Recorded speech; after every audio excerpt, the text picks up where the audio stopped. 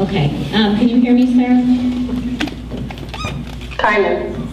All right, so we'll have to... It's fine, it's all right, fine. Good, okay. That's my daughter. She's Skyping in from her job. That tells you about the finance industry and the demands of it. So she couldn't take a whole day, but she was willing to join us, so... Okay, good morning, everybody, and thank you for coming to our third annual Celebrate STEAM Assembly. For those of you that were here 2 years ago, we started with engineering, and last year we did the medical field, and this year we're focusing on careers in finance. So we're very, very lucky to have our esteemed panelists. This is an industry, as the other ones are as well, that it's very difficult for people to take time out of their jobs to come and to be with us. So we're very grateful that they're here. My name is Mary Ann Marr. As you know, I'm head of the math department and a math teacher here. And this year, I decided that it's time to turn this over to the students to run. So today, your host is actually going to be Noelia Aguirre, and she's going to talk to you a little bit about herself. She's a senior here at Chippewa and a student in my AP Calculus class. So she's going to come up, introduce herself, and have the panelists introduce themselves, and then she's going to run the day with some questions. So I want to thank you all for coming, and with that, I'm going to introduce Noelia.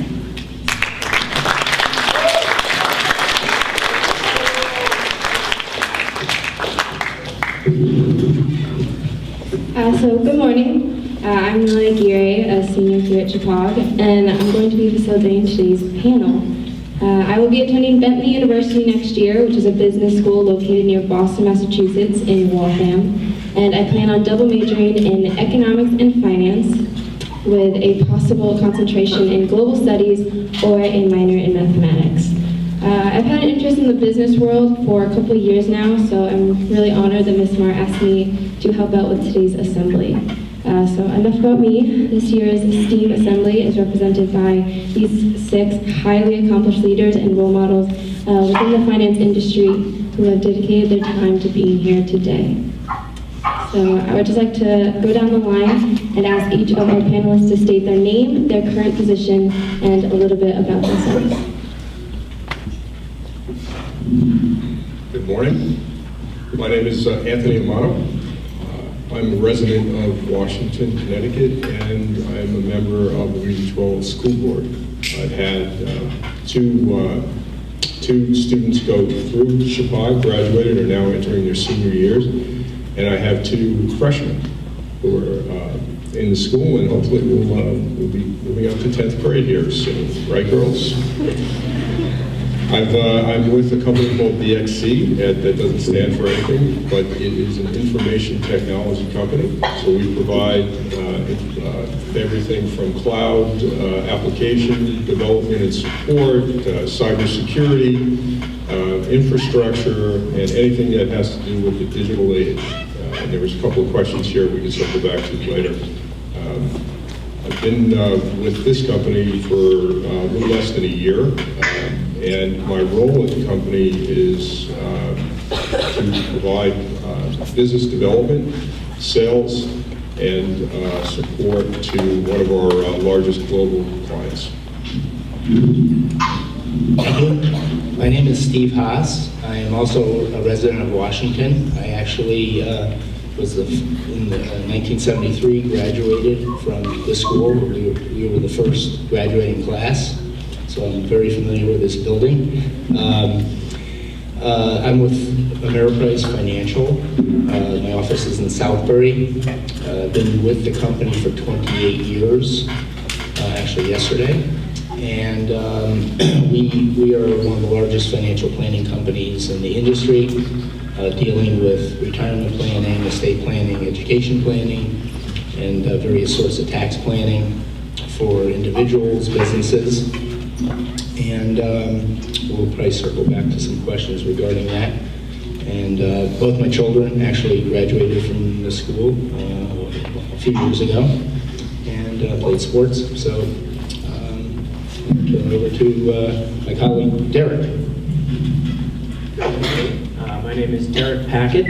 I live in Woodbury recently. This will be my 5th summer, moving from Long Island and then Massachusetts. So I'm very excited to be in the area.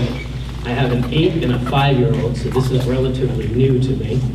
I've joined Steve's practice a year ago and brought in my expertise in retirement planning for 401ks and investment accounts for businesses. So really excited about continuing to grow that practice for individuals. Good morning. My name is Scott Richardson. I'm a Roxbury resident. My son attends here as a junior. I will not embarrass him.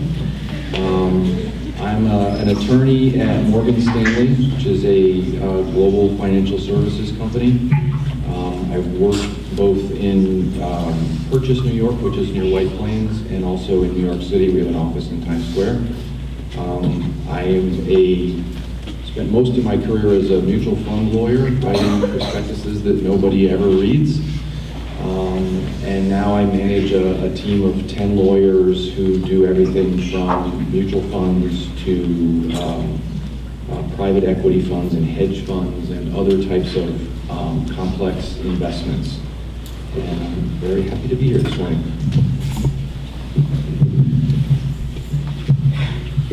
Good morning.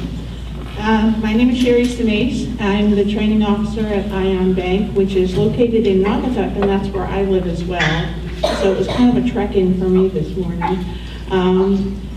I've been in the banking business for, I'm not even going to tell you, but it's been a long time. I started out my career in banking as a teller. That was not my career plan. I had planned on being a teacher, and I started teaching and realized I didn't really like it that much. And I took a job in a bank and did like that a lot. But I started at the bottom, and I've worked my way up over the years in different banks, various banks throughout Connecticut. And I was able to use really what I learned in college, which was I got my undergraduate degree and master's degree in education. I found out I didn't like teaching, but now I teach in a bank. So we, myself and the team, are responsible for teaching all new hires and any kind of training that happens at the bank. That's what our job is. So we're going to turn to Sarah.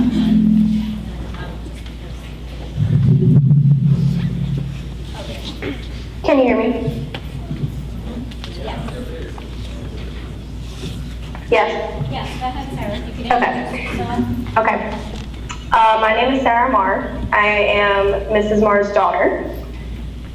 And I am an analyst at BNP Paribas, which is a French bank. I work and live in New York City, and I went to Bentley University. I just graduated last year studying finance and migrating in mathematics. Well, thank you all very much. We're going to start with the questions, and as I call on each panel member, I just ask that you pick one question to answer. So, Sarah, if you want to start us off. Sarah. There's a little bit of a delay, so when she's coming in, there's a delay in transmission.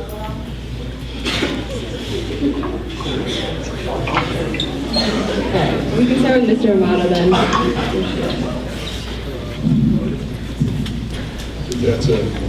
That's a very good skill that you just witnessed there, is the ability to think on your feet and adapt to the situation. So good for you. And that's something that they're not going to teach you in college. That's more of a life skill that you learn. Feedback. So I'm going to answer. First of all, thank you for the questions, whoever submitted them. They were good questions. Had a hard time figuring out which one I wanted to address, but I'm going to try to group two of them together. So the two questions are, what role does finance play in my current and previous careers, and what educational programs for my undergraduate or graduate prepared me for my career?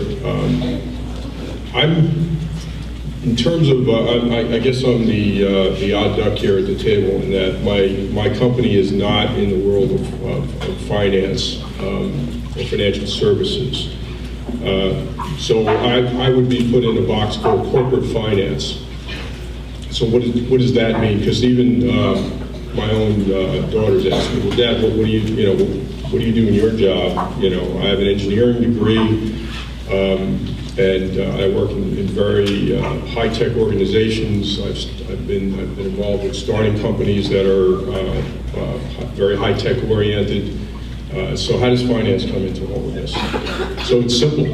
One of the first courses that I took as an engineer back then was called engineering economics, but it was really more like corporate finance or project management. And what it taught me was it was an intro to how businesses make decisions. Any business makes any decision, and in the end, it's all based in economics. So you learn things like net present value, internal rate of returns, an ROI, return on investment. What does that mean? It means that a corporation has a limited amount of money to spend to do things, whether it's to buy new machinery, whether it's to invest in research and development, whether it's to invest in their employees. They're precious dollars, and every dollar is fighting for more projects and more opportunities than there are dollars, which is no different from my colleagues here in the investment world. When you're looking to invest your own personal money, you have assets to invest in, and there's more assets than you have money typically, and you've got to make good choices. The better choices you make, the more money you get back. So that's what corporate finance is about. So when I look at this question, how does it play in my career? From day one, everything was about the money.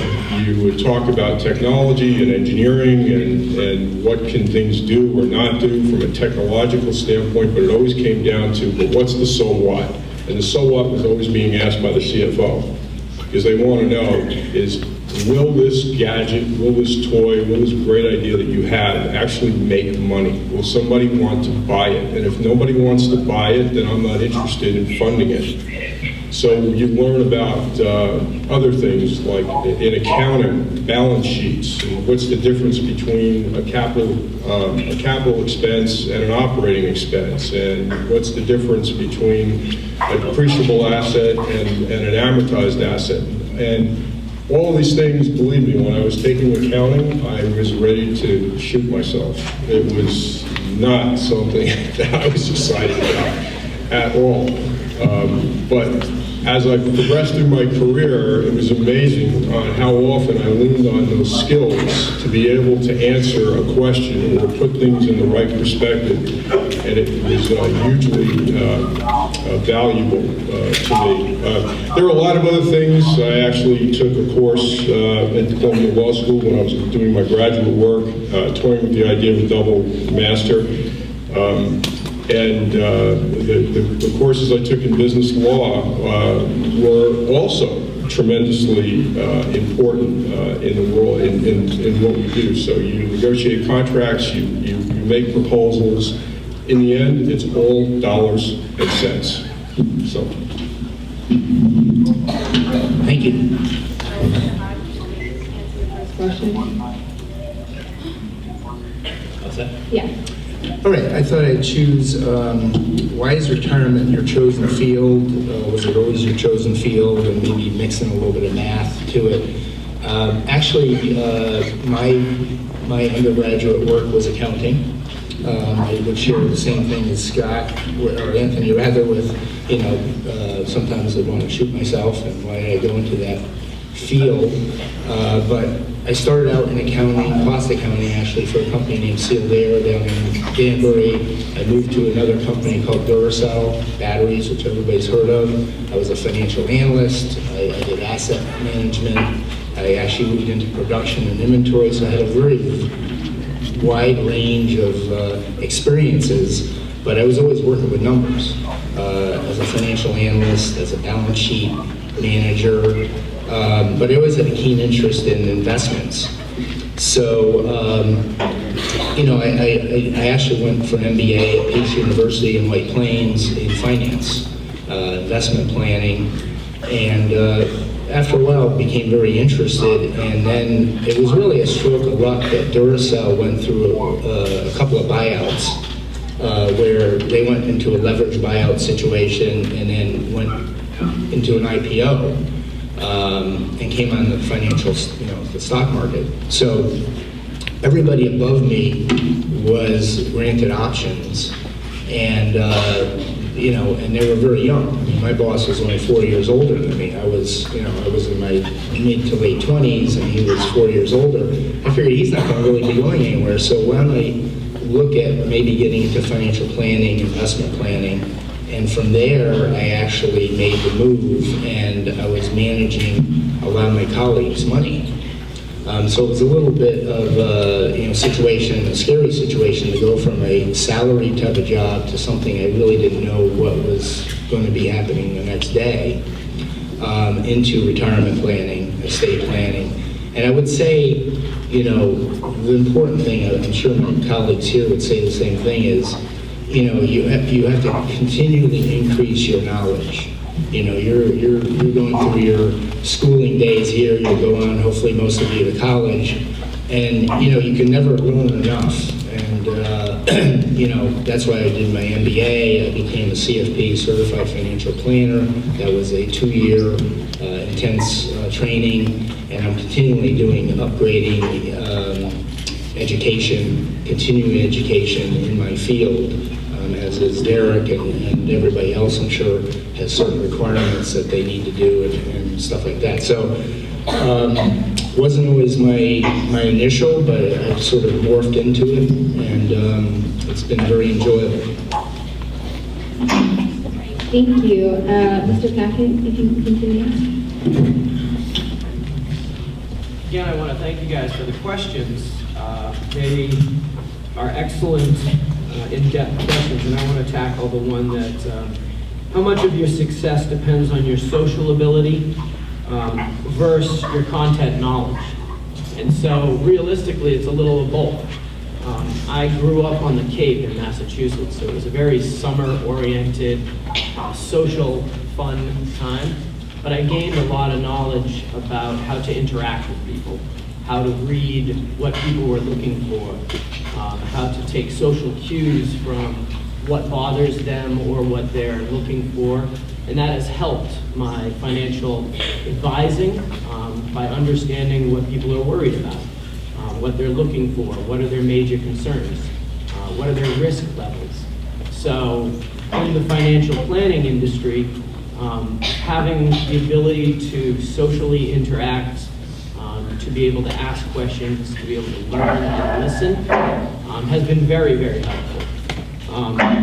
Content knowledge, as Steve has spoken to, and the rest is, we're always learning. You think that you go home now and you have homework and you have to do it after school. Believe it or not, one of the biggest things that I had trouble with was I now had to go home after work and continue to do more work. So if you're always learning, you're making yourself better, but you're learning in different areas. Hopefully you're learning in fields that you like, finance, accounting, whether it be economics or something, but you're also learning other ways too, how to interact, how to read people's emotions, how to understand what their fears are so you can help alleviate them. As a financial advisor, we're also kind of consulting. We want to make sure that people feel safe and trust us with their money so we can help them make informed decisions. Thank you. Mr. Richardson, if you have a question. So there was a couple of questions that were related about going to law school and as an evening student, which is what I did. So there's actually two that are sort of related. So, and how to manage that with working and going to school. It's complicated. I went to UConn as an undergraduate and graduated in 1988, around the time when LA law was coming out. You probably don't know about that, and I checked this morning and it's actually not even on Netflix, so you can't even watch it. It's awful. But they said to us when we started law school in 1989 that you're all here because you want to be a lawyer like on LA Law and be on TV. And I said, well, I don't really want to do that. But I was working full-time and going to law school at night. So what you trade off there is when you go a day program, as they say in law school, you basically extend college. You go to college, you graduate, you don't want to get a job, you want to go back to school at the time. You go into law school and you're amongst a lot of people who are just like you 21 years old, mom and dad may be still paying for you to be in school, and a lot of sort of similar thinking and similar interested people. Going to the evening program, it's a 4-year program because you can't go as intensively as you would if you were doing it full-time during the day. So I would go to work for a regular full-time day, leave that, and show up to UConn Law School at 6 o'clock after work, and have class from 6:30 to 9:30, 4 nights a week. But then you say, well, when do you study? Because you have to study just as if you're a regular student. And the answer is, well, if you're a night owl, you study from when you get home at 10 o'clock until you fall asleep and then go to work the next day, or you do it in the weekend. So, looking back, my early 20s when all my friends were having a good time, I was in the law library here working, which is complicated.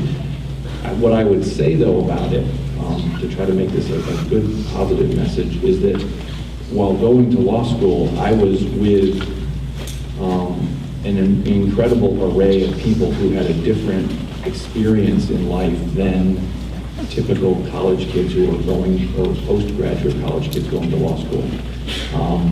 I went to law school with people who were already professionals. They had already gotten a career, many of them. So one of them was a Presbyterian minister who was 50 years old and decided he wanted to go to law school. There was a person who worked at a patent firm and wanted to become a patent lawyer. There was an ER surgeon. There was a couple of professionals who worked in business. They had an incredibly vast array of experiences, so they taught a lot. I learned more from them about their perspective on life and on the law than I would have had I just gone to a traditional day program. But I do realize that most of my 20s were spent 4 years going to law school and hoping that I could get out and get a job. And I know it's really not one of my questions, but I think one thing that each of the panel members has talked about is sort of how you get to where you are. I was supposed to be an engineer coming out of high school. I was going to go design rocket ships and be an aerospace engineer. And that's what all my math and science scores told me I should be. And after about a semester in being an aerospace engineer, or not as the case was, I said, this is really not going to work for me. So I transferred to political science because it's so related to aerospace engineering. And loved it, and got out and decided to go to law school, and I wanted to be an employment lawyer. So dealing with employment law and discrimination law and stuff like that. And when I got out, there wasn't a job for that, and I took a job doing something that was completely unrelated to that. And a year later, they said, well, this person is leaving, and you can either have their job, or you can do a job doing mutual fund law. And I said, well, I have no idea what mutual funds are. I wanted to be an employment lawyer. And they said, well, you have to make a decision. And I really liked the person who was going to be my new boss as a mutual fund lawyer. Granted, at that time, I'm 28 years old. And I said, okay, I'll be a mutual fund lawyer. And that's how I got to where I am, 25 years later. So the point of it is, it never had anything to do with what I thought I was going to be, even 2-3 years earlier. And now I'm just as happy as could be in doing what I do, and it's been it's been a terrific career. But it literally, engineer, political science, employment law, never took a business class, never took a securities law class, and I'm a securities lawyer. So it's more about hard work once you get to where you are than it is about everything you're thinking you're going to do or be when you're right there at the decision point. Great, thank you very much. Sarah, if you can hear me?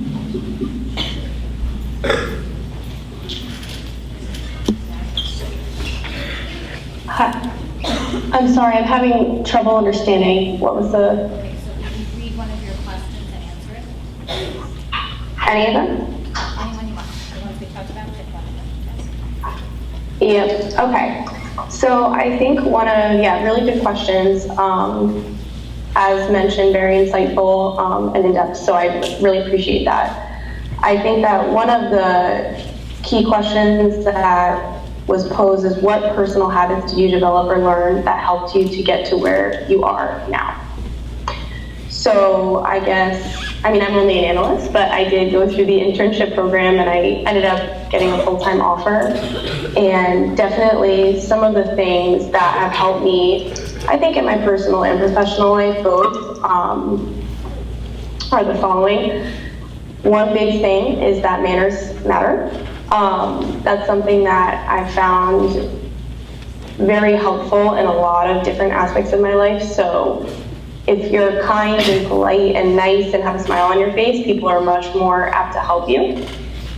So, that goes across all, different phases of your life, but especially in the workplace as well. And then another thing that kind of goes hand in hand with that is attention to detail and just listening.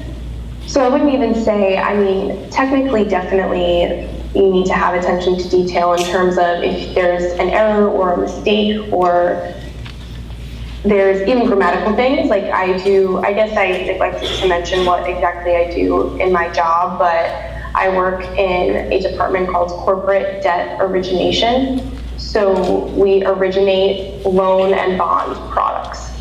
And part of my job and part of what, I guess my boss's jobs is to go pitch clients and basically, give our ideas and see what they think. And in those materials, you really have to make sure that everything is perfect. So I think that that's one thing, but attention to detail in another way is remembering personal facts, traits.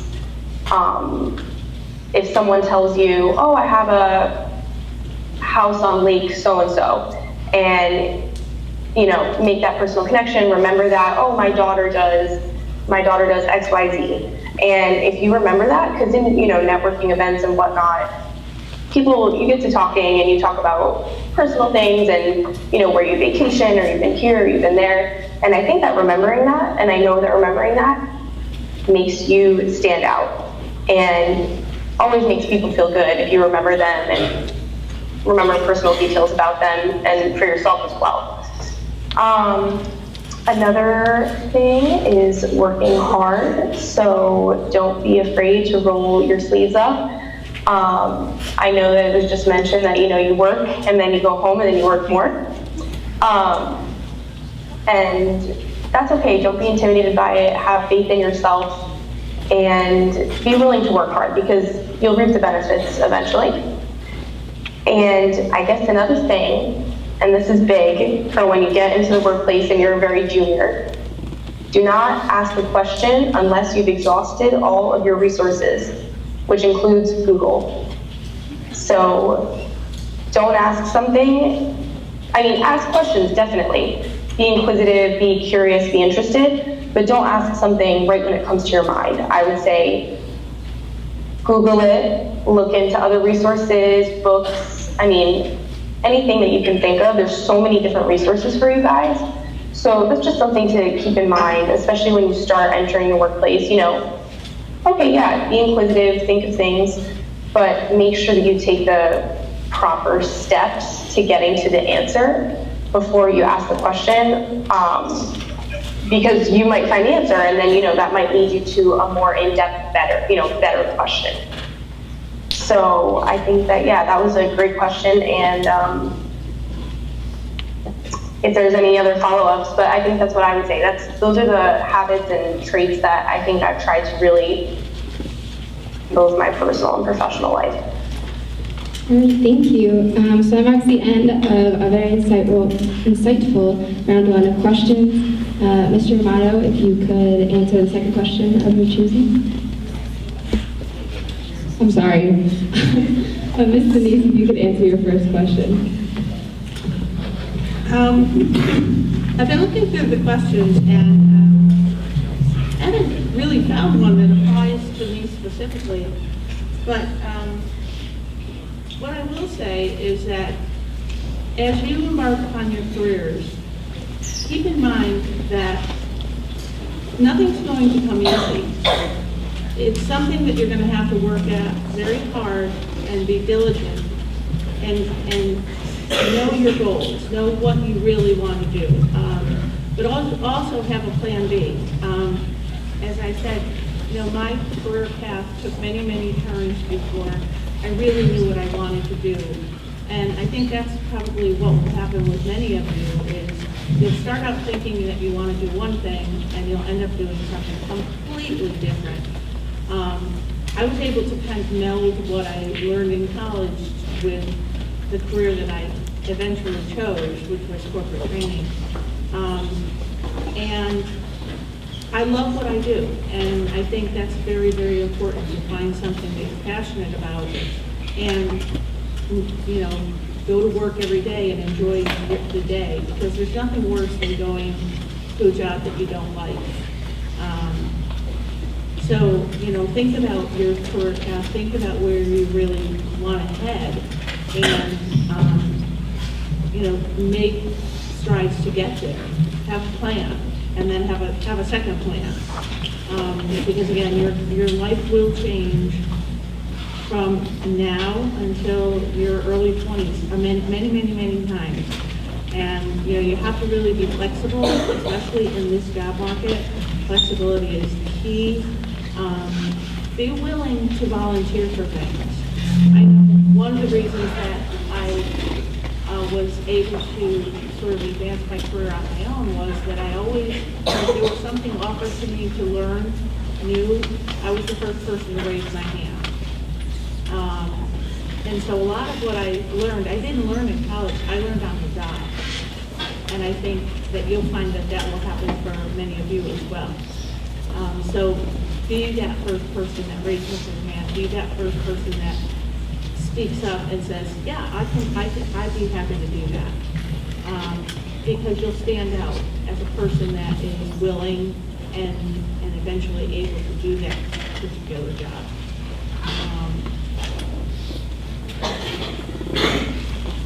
All right, so that marks the end of our round one of questions. I'm so sorry. I couldn't see you from here, so I'm sorry.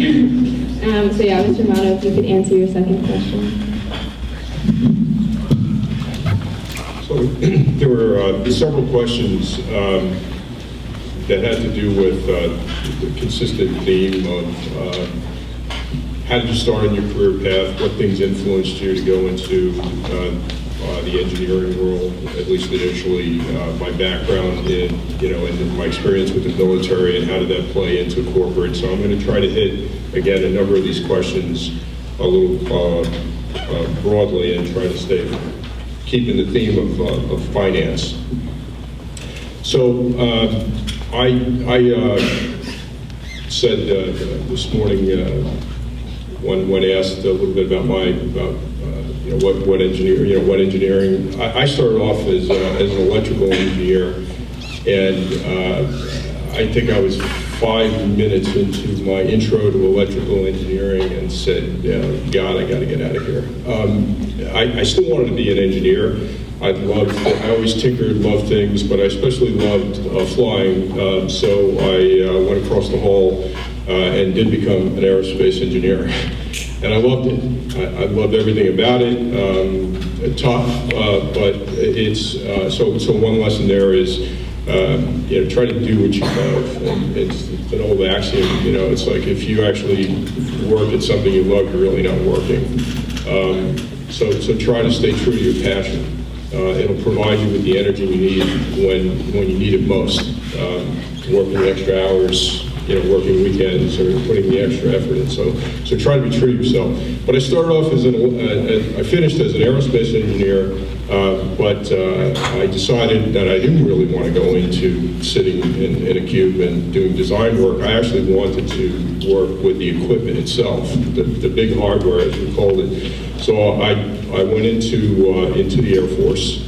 Had an opportunity to fly jets for a while, and I wound up in program management of, so here I was, a 23-year-old lieutenant responsible for the production of the B-1B, which at the time was the world's most advanced aircraft defensive avionics system. So again, here I am with electronics. I don't know anything about circuitry, but it was a very big program, and it was my responsibility to manage the on-site production contract. And so here I was, sort of outside my element. I knew that it went in an airplane. Everything else, I was just trying to keep up with the acronyms. And I was responsible for schedule and budget.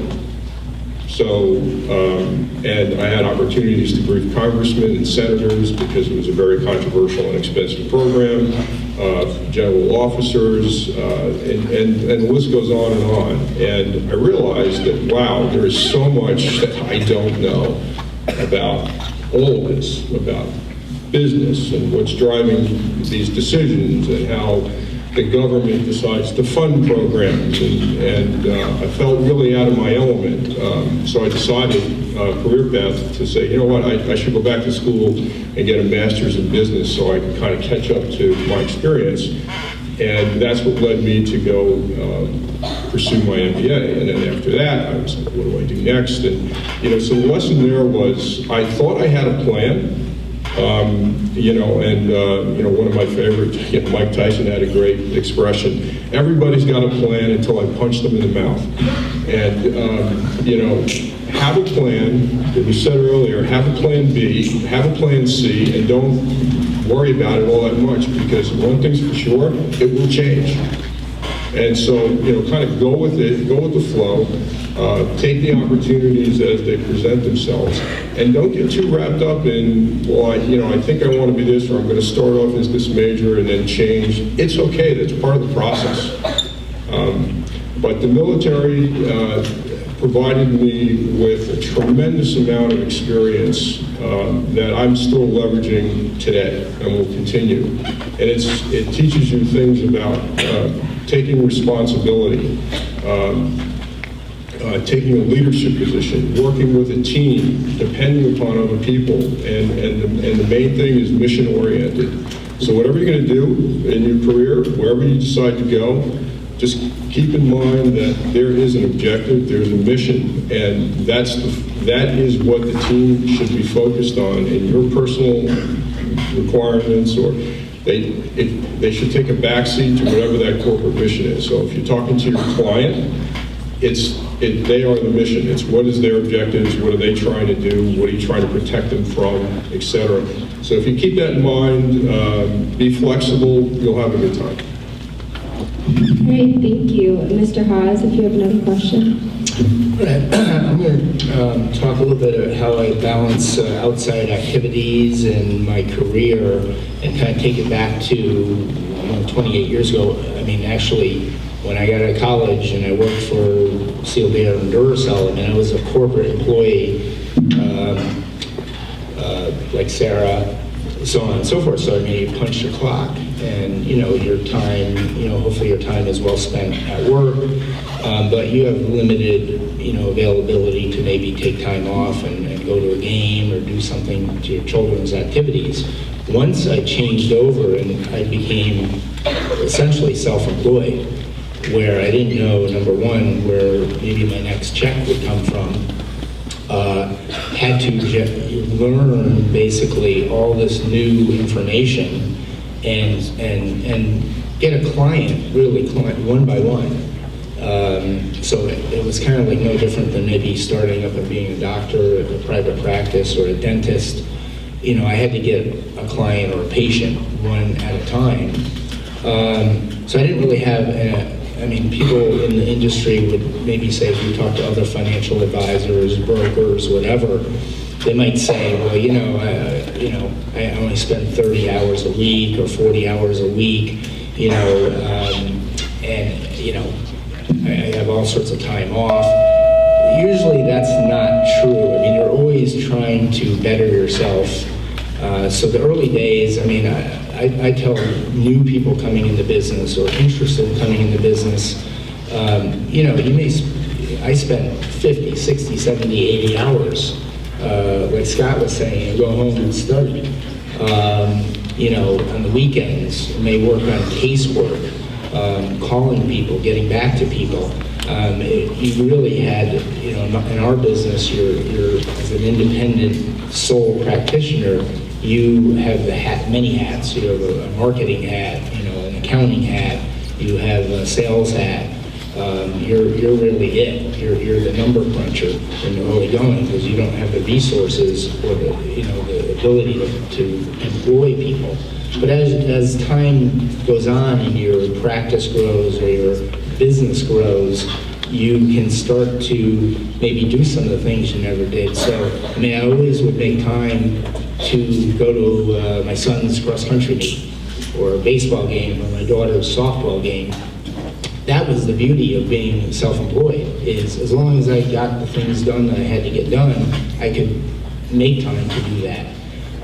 Or be at certain events, a school event at night, instead of an appointment. In many early years, I would be at appointments at night. But now, as things have grown and we've become more advanced, we have good people like Derek working with us. I can do things like 10 years ago I embarked on becoming a multi-sport enthusiast or a triathlete. So last year I did 19 triathlons and compete across the country with All-Americans and so on and so forth, which is kind of my second job now. And in the morning, like this morning, you'll see me in the pool or on the track sometimes doing speed workouts. But I'm still, in the office during the day, making calls, talking to clients, meeting with clients, and that is kind of the beauty of being able to do your own thing, is after a while you can kind of control your calendar a little bit to some extent. And I would say, like we've been talking about, everybody on the panel, you may, start in something and move to something totally different. And that's likely to happen for most people. For most of you here, is you'll start in some endeavor and end up somewhere else, and find something that you love, that works for you and works for your environment. So thank you, and Derek.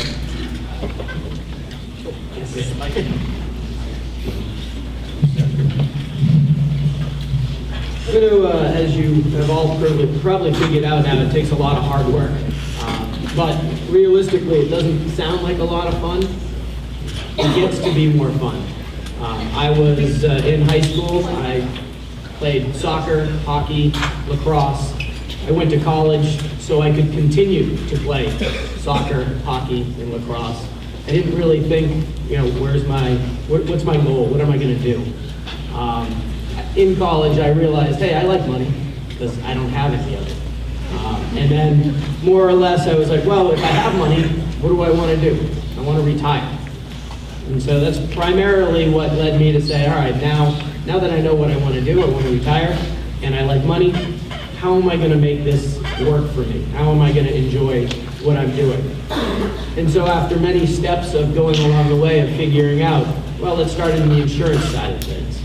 Well, insurance is nice, but let's move to the next one. My career progressed from one financial product to another, working with banks, working with insurance companies, working with institutional money managers, the guys that create and make the mutual funds or do the investments. It wasn't until a couple of years ago that I started working with the retirement plan industry, where I was talking to CEOs, human resource people, and then giving presentations in front of employees that really had no idea how to retire. They've been working for 10, 15, 20 years and had no idea I want to retire. I don't know how to take that step. I've been working since I was 14, and I've been getting paychecks every week, every 2 weeks, every month. At some point, I wanted to stop that and say, all right, now I'm going to live off the money that I made. Well, that concern, that question, that how do I do it, was something that everybody else in the room had too.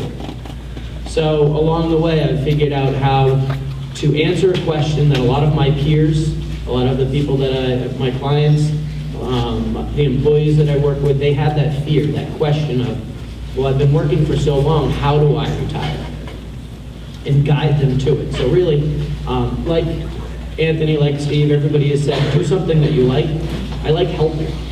I like having a little bit of knowledge that other people don't have, so I can guide them in the right direction and help them retire, help them get to the place that they want to be. Because we all have our own picture of retirement.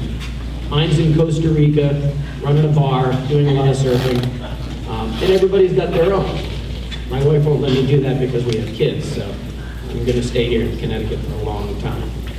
But the goal is, it is fun. It is a lot of hard work. And once you find what you want to do, you start to tailor your career after that. Find something that you enjoy doing. I went to college because I enjoyed playing sports. In college, I figured out I needed money. And from there, I decided to work and continue to work along the path to help other people realize how to work with money. So, again, great questions, and that's it. Richardson, if you could take another question. So Derek, I'm going to retire in Sedona. I need help getting my house there in Sedona so I can look at Red Rock.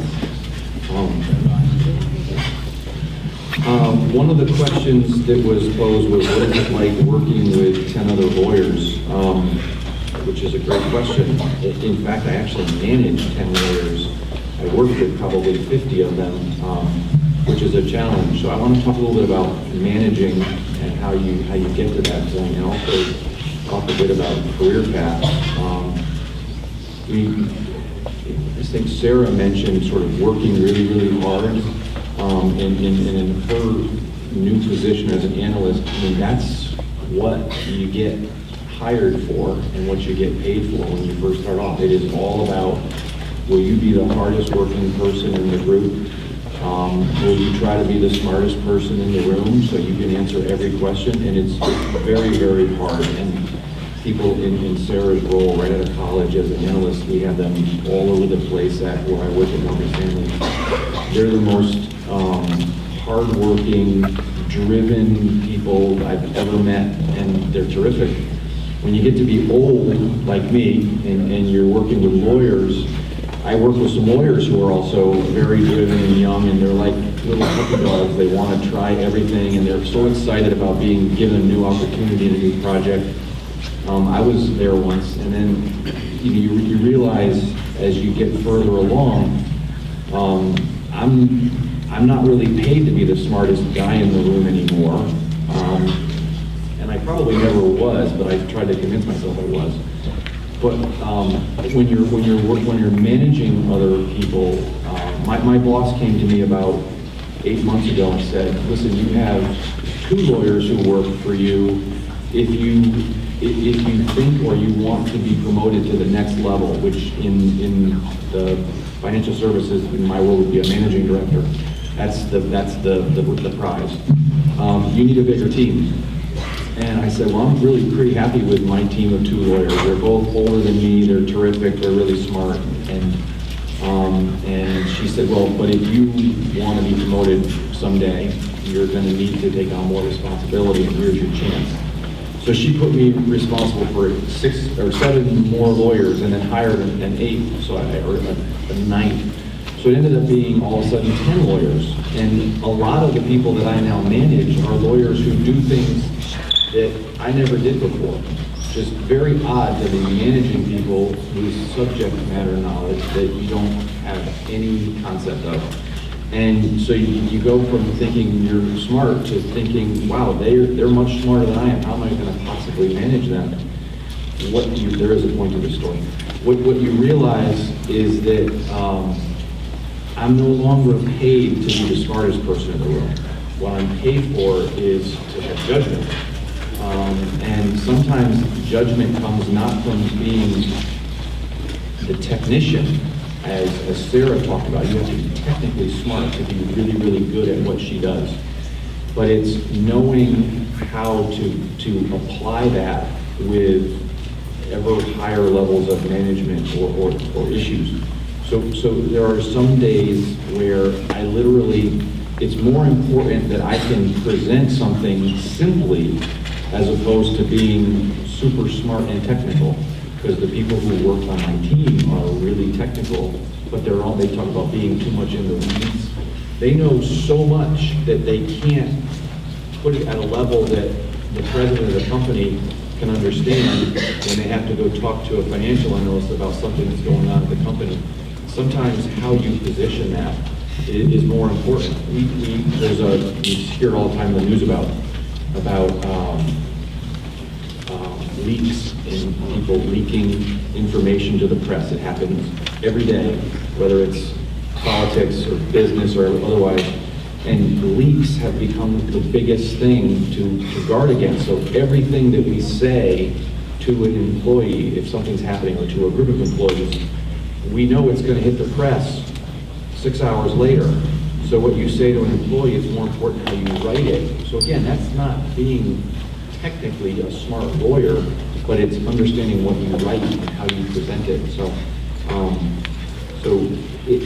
As things evolve in your career, you become better at different things. And when you start off, it's important to be very, very technically smart and driven. And later on, it's more important to be sort of more savvy and more careful and thoughtful. You listen a lot more than you speak. So I would encourage you to kind of keep that in mind. If you guys don't mind, we're just going to keep the order going and have Sarah answer a question and then have Missy finish round 2.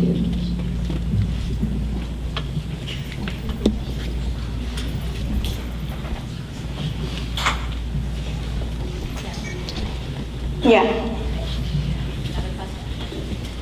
Yes, I can. So this one I was excited to answer. Why minor in math? It's not because my mom told me to, even though she probably, she tried to not guide me in this, I naturally ended up there. I think that, I know that the reason why, I love math anyway, just it was one of my favorite subjects going throughout school. Calculus in particular, so that's interesting. But I think that math, aside from, the technicals of it, I think that there's a lot more to be learned in the greater realm of problem solving, particularly with calculus when I took it in high school and in college, was you have to have creative solutions. Sometimes you look at something and you're like, oh my God, this is overwhelming. And then you have to break it down, go step by step. All of a sudden it's not so complex. So I guess I didn't know this when I first elected to minor in math. I just liked it, and so it interested me, and that's why I did it. However, I've realized now that it really does help you in problem-solving skills, and there's oftentimes, I'll get thrown things in my first year of work that I've had, and I'm like, how am I going to tackle this? And you feel overwhelmed, and you don't know what to do, and I think that I relied a lot on skills that I learned, not just in math and my other subjects, but math in particular, and say, okay, let's break this down step by step, teams. And I have to say, I'm so happy that I did that, and that I kept those skills, and I, cultivated them throughout my college career. And now I think that it does reflect in my professional life, those problem-solving skills that I got from my math background. So thank you, Mom, for the math genes, but also it was I think I learned a lot in my studies throughout my. Thank you. So we're just going to have Ms. Denise answer another question and finish round 2. Again, a couple of these questions, I think I'd like to speak to. Would I recommend an Ivy League college or school for someone looking to be in my position? No. It's not necessary to be in an Ivy League school to work in a bank. Actually, banking is actually one of the careers that you can start off with a bachelor's degree and earn your way through the companies, but you have to be really willing to do the work in between. Most of our employees participate in some sort of education opportunities that the bank actually pays for. So it is a great opportunity for someone who wants to get their foot in the door, who doesn't necessarily have the time or the money to invest in an Ivy League school or any school, or an advanced education at that point, where you can get in at entry level. That's what I did. I started as a teller. It wasn't a glamorous job. It was a lot of fun. I enjoyed doing it. And always made myself available for other opportunities so that when they arose, they looked at somebody who really wasn't necessarily the best teller ever, but had a lot of enthusiasm, who asked questions willingly. I wasn't, the expert on everything. I think you have to be willing to, put yourself in that place and know that there are people out there who know a lot more than you do. Just really get yourself in a place where you're willing to do almost anything in the career that you've chosen to learn really a broad spectrum of skills. We actually have 2 branches of our bank in high schools, and the students run the bank. And one of them is in Naugatuck, one of them is at Analog in Woodbury. And those students are learning on the job. Now, none of those students are going to be in a career in finance or banking. We know that. But they're learning a lot while they're on the job there. They're learning about teamwork. They're learning about punctuality and being on time. They're learning about being responsible for a lot of, we give them a cash drawer with $10,000 in it and expect them to balance it at the end of the day. So they have a lot of responsibility that we give to people that are exactly around the same age as you guys. And that gets them started very well in learning those skills that are so important to any job that you have, not just the job career that you choose. That broad spectrum of basic skills that will put you in good stead no matter what you do. So it looks like we have time for one more round of questions before we wrap up. So, Mr. Amato, if you could ask your last question. There was a question here regarding companies I've worked for and how they prepared for the digital age. And I thought that was an interesting question to end on. From a career standpoint, the world is becoming digital, more digital by the nanosecond. Are these companies prepared? I would say in a short answer, no, they're not. You see it every day. Those who you might be paying attention, there was the recent ransomware attack that happened, that could have happened to somebody in this room. So don't answer emails that don't look familiar or open things up, try to validate a password that you didn't start. But that's the world we live in.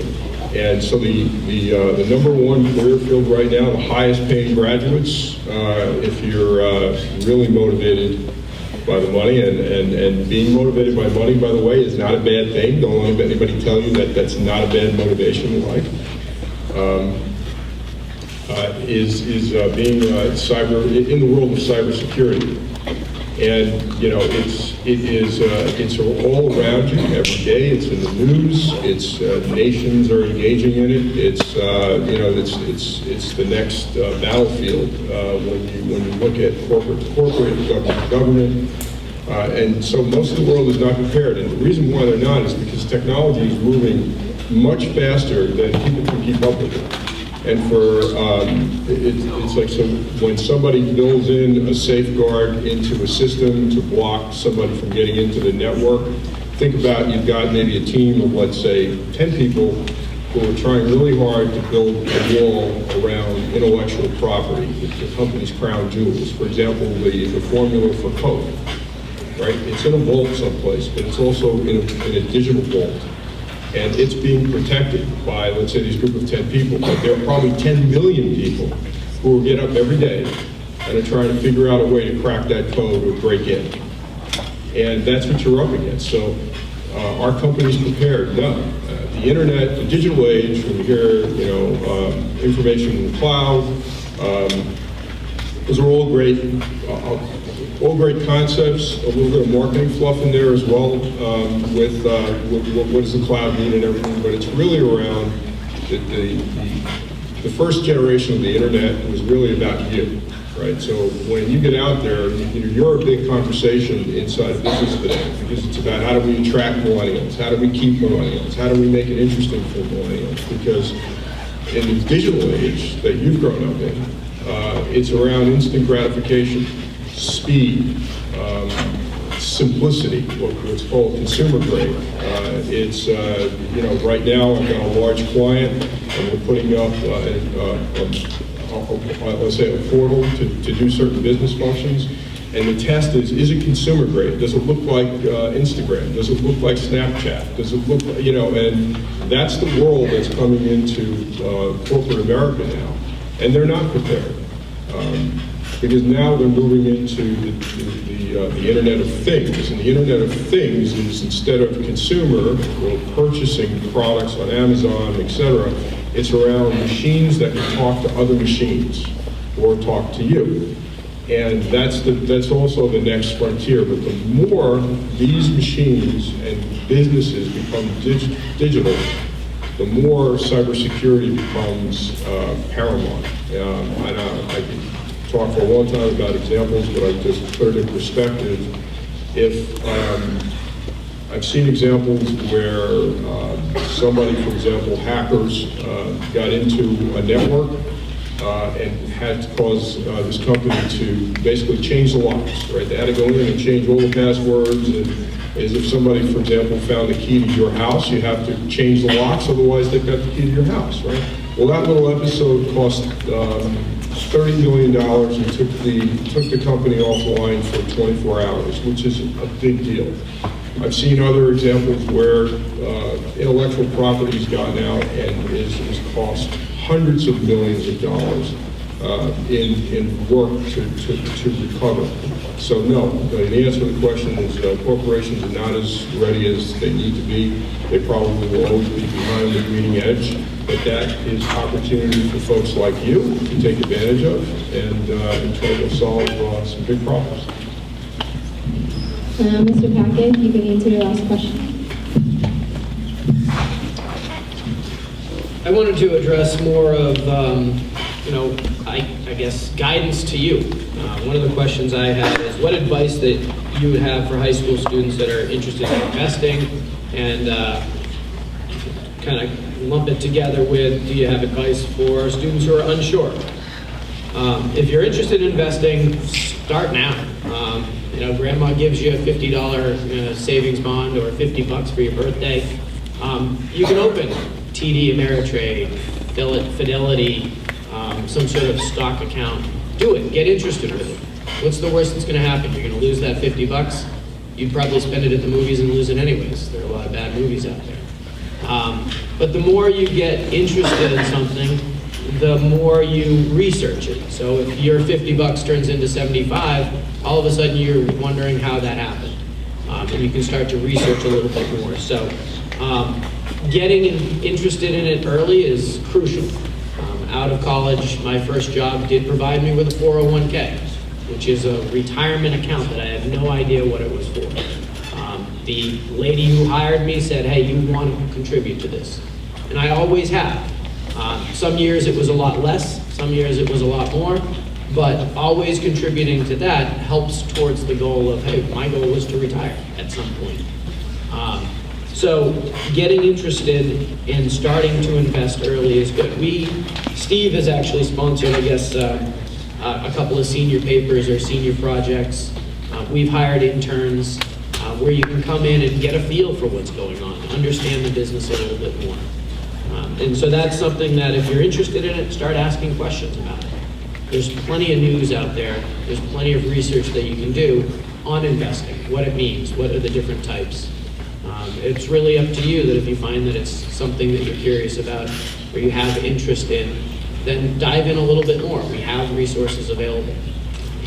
And we'd be willing to help and offer. The reason we're all here today is to help you guide yourself a little bit more towards the future, figuring out where in college I should go, what should I do, what should I major in. If this is an area of research, of interest, reach out to us and ask.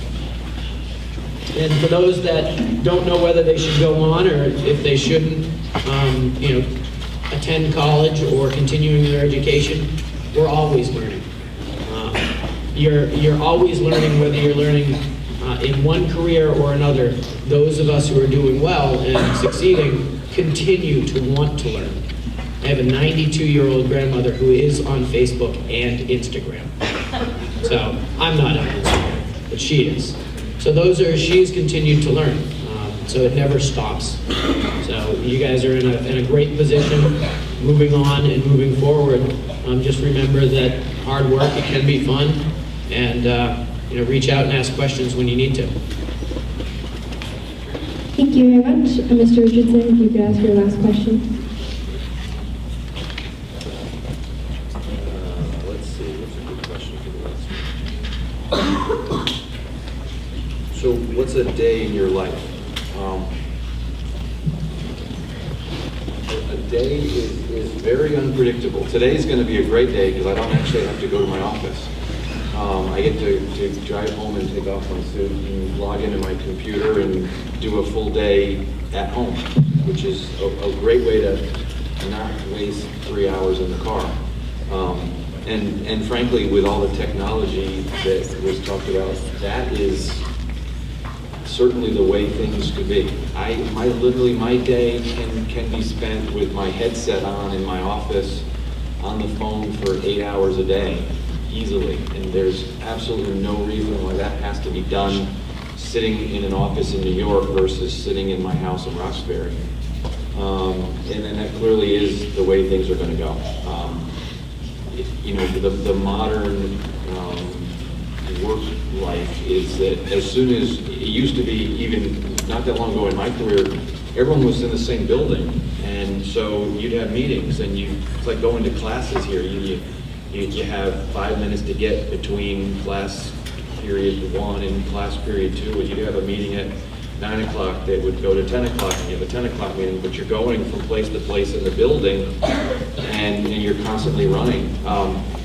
Now, as soon as you have 1 or 2 people who are in different offices, which is basically everywhere, all the time, everything's a conference call. So we all have our own conference call numbers, and you set up a meeting all on your calendar online, and you just literally go from conference call to conference call, and you sit on the phone all day. And again, that's part of what the day can be. And again, you can do that from anywhere, which I hope to be able to do for Sedona.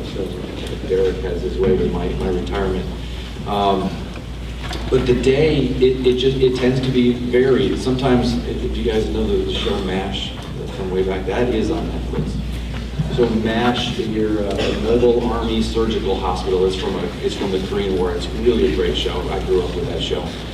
I sometimes feel like a MASH surgeon, where there's been a battle out in the field, and they bring in truckfuls of wounded soldiers, and you have to look at them one at a time and decide who needs what, and what can you do to help them, and who can you save, and who can you sadly not save. And sometimes the day is like that, and you're constantly triaging new issues, 10 lawyers, one of them comes, hey, this is about to blow up, what's going to happen, do we need to talk to so-and-so? Yeah, give them a call, make sure you talk to the people in corporate communications before it hits the press, so on and so forth. You're like this constant thing, but you get to the end of the day, and as a lawyer, you're still paid to produce a document, let's say, or an agreement, or something that you've written. And when the day's done and all the meetings are done, you still have to deliver on the piece of paper. So that's how the days can get sort of long and drawn out. But don't misunderstand, and you could ask Connor, he sees me grumpy sometimes when I get home at 7 o'clock at night or 8 o'clock at night. I wouldn't change what I do for anything. It's very, very hard. It's very, very taxing. But I think as other team members said, it's terrific. I couldn't ask for I would have never been able to plan when I was in high school or even in college or even getting out of law school that I would have landed where I landed doing what I do. And that doesn't mean it's not really hard. I think actually almost all of my colleagues would probably say the same thing, that we're in a great spot. We work really, really hard. And sometimes it's incredibly demanding, but wouldn't change it. And that's what I think each of you, whether you're in finance or something else, you need to evolve what you do or what you think you want to do and what you want to be with time, and hope that where you land, whatever that is, it pays the bills. That's important. But that more important is something that you just don't dread, because if you like it, even though it's hard, you'll find a way to make it through the harder times, and you'll thrive at it. Thank you very much. Sarah, if you can hear us, you can ask the last question.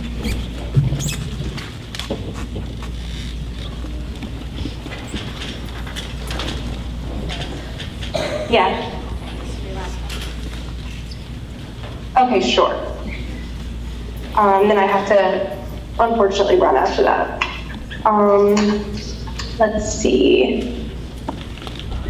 So I guess, what's your favorite least aspect of your job? I think that's a good question. And to be honest, it's kind of the same. They're intertwined for me.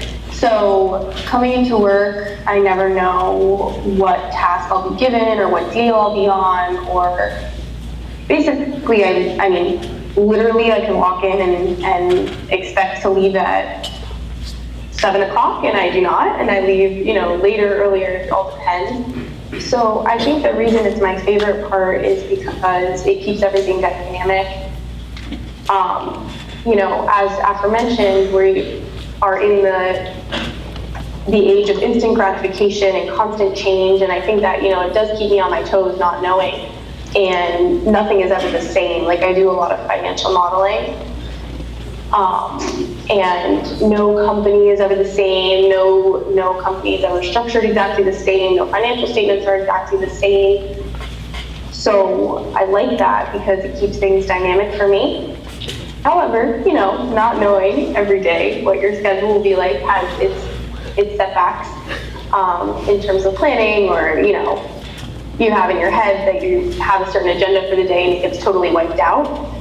But I think there are setbacks to that, of course, given that it's more difficult to plan. However, I think that it definitely keeps things interesting, and I think it's what's kept a lot of the people that I work with that have been here longer, keeps them in the job, interactive, and coming back every day.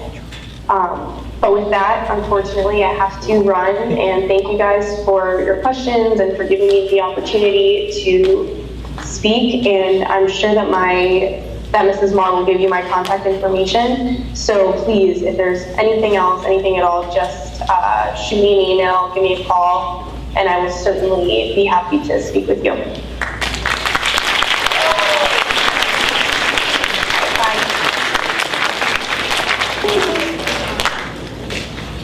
All right, Ms. Meese, if you could answer the last question of today's assembly.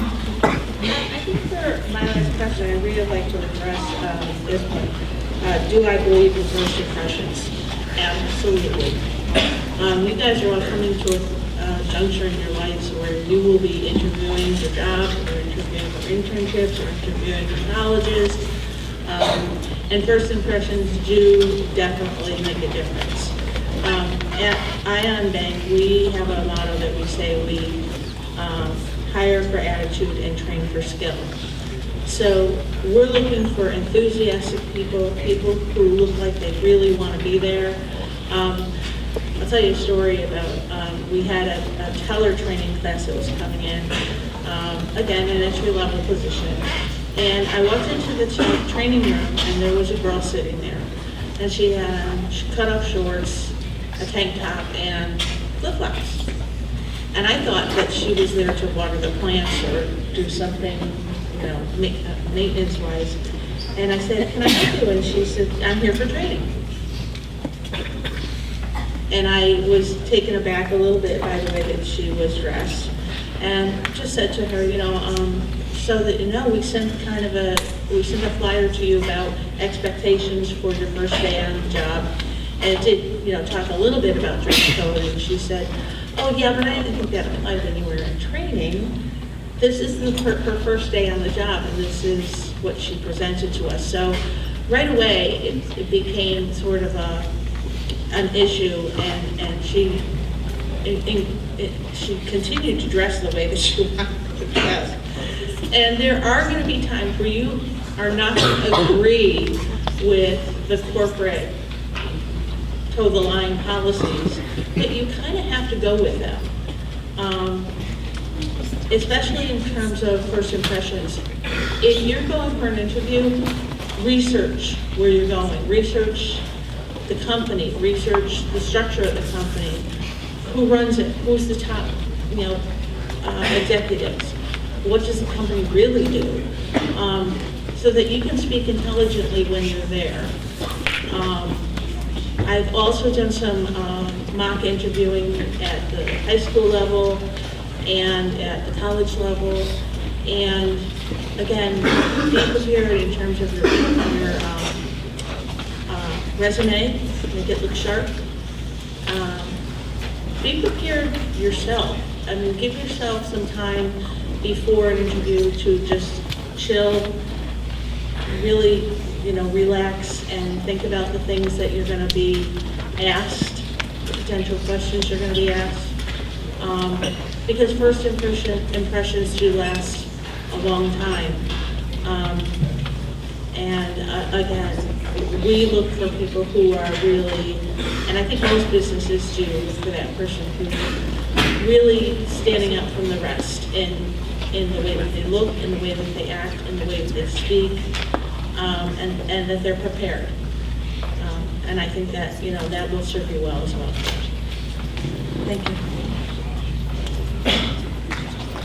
Okay.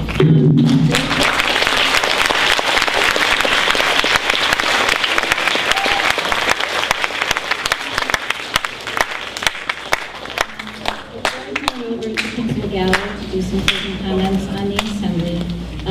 I'd be remiss if I didn't thank people. First, Noelia and the panel members for giving their time. I really appreciate that.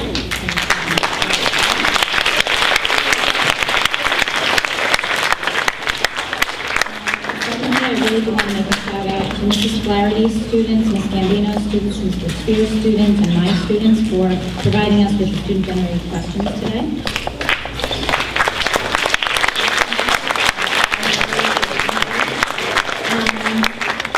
Just a note, which my daughter did not say, is when she did get the job at BNP Paribas, they're one of the largest banks, and it's a French bank. Two of the things they noted, in addition to her studying finance, was her minor in math due to the problem-solving skills and her ability to speak Spanish. Because the world today is, as you know, very international, so the world languages that you're studying are extremely important and something to be marketed in the actual job. On her note of my influence, now that she's not on, I can say this. I was a math major in undergrad, and my MBA from Hofstra University is in finance. She was a finance major and math minor, so you can kind of tell if maybe influenced her, but I will say I did allow her to make her own decision, which you all have to make. Finally, I want to say to Francesca, Gabriella Amato, and Connor Richardson, thank you for the gift of your parents coming in today. And Mr. Amato, as you may know, also serves on our Board of Education. really dedicates his time to be student-centered and do wonderful things for both the teachers and students of the school.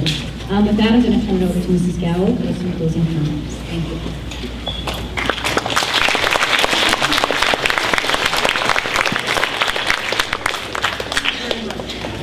You have heard a wealth of information from very busy people who did not need to serve you today but chose to do so, and I really appreciate it. We talk a lot about community service at Chicago. We talk a lot about being a part of something that's bigger than just you. Each of the panelists today thought about what they could give to you, how they could serve you today, and they gave up their own time to do that. And I'd like to say thank you as well.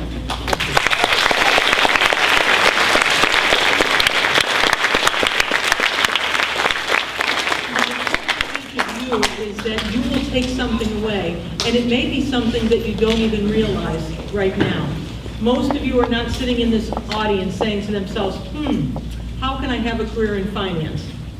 But that's not the point of this panel, and it's not the point of exposing you to careers, to advice, and to this type of service. The point is to open your minds to the fact that a lot of different things happen in your career path, and you've heard a lot about that today. You've heard many people who sat there and said, I had no idea which way I was going to go when I was in high school. I had some interests, I had some skills, I had some talents, but they went off in a different direction and I was able to go with them. You heard people talk about what it was about them that made them noticed in their given careers. It might be with individual clients. It might be with a boss or bosses. It might be in an interview situation. What is it about you that will get you where you would like to go? And I hope you heard some of that. Each one of you are living in a world in which the jobs that you have probably don't exist today. They're happening, they're growing, they're being invented, discovered, explored. Each of our panelists talked about how to be flexible in his or her career. I'm a terrible role model for that. I've always wanted to be a teacher, and guess what? Here I am. However, the world doesn't always work that way for everyone. So even if you did not come into this auditorium saying, I wonder how I could have a career in finance, you heard important information about flexibility, about change, and about the courage to explore this world and what it can do. I especially liked that Mr. Amato told you that if you love what you do, it doesn't feel like work anymore. And frankly, sometimes it does. But I can tell you, as someone who loves what I do when I come to work every day, you spend a lot of time at it. You're about to spend a lot of emotional and intellectual energy at it. So it's very important that you come to things like today and in your classrooms to learn what that could look like for you and to learn the skills that it will take to have the choices that you will have moving forward. So I'd like to thank you for your attention. I'd like to thank you for the fact that I can trust you to sit through something that you didn't necessarily choose and to do so politely. And I'd like to say to each and every one of you, if you have further questions, I know that our panelists are going to be here a bit longer, and they've also offered to give you some information to contact them. Think about what you learned today. Think about what you heard today. And ask yourselves, where is this information going to take you? Because that's what school and learning is all about. Thank you very much.